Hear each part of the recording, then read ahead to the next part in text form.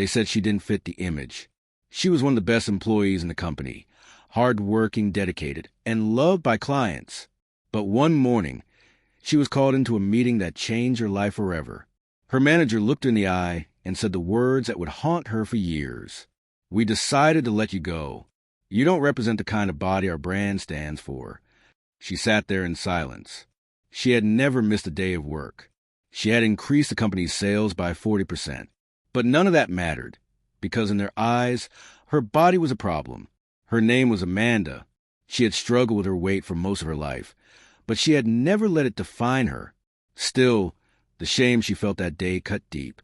She left the office with a box of her belongings, holding back tears as her co-workers avoided her gaze. For months, she stayed home, depressed, embarrassed, angry. She kept replaying their words, "You don't represent our brand." Until one night, she looked in the mirror and said to herself, "If I don't fit their brand, I'll build my own." Amanda started a small online business, selling clothes for women of all sizes, clothes that made them feel seen, confident, and beautiful. At first, she only had a few orders.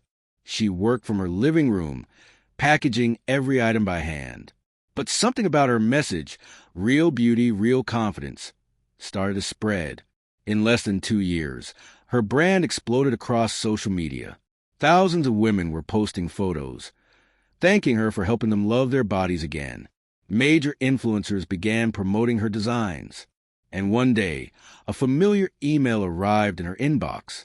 It was from the same company that had fired her.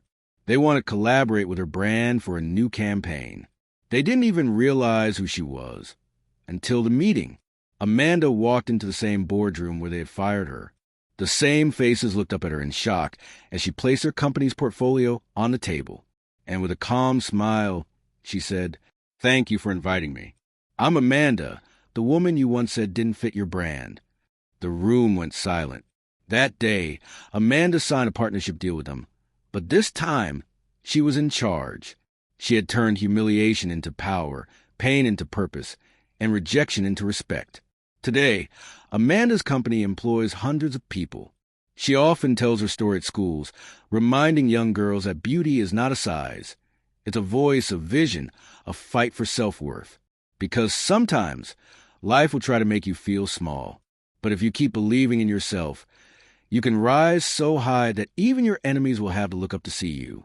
They fired her for being too fat. Now she's the boss.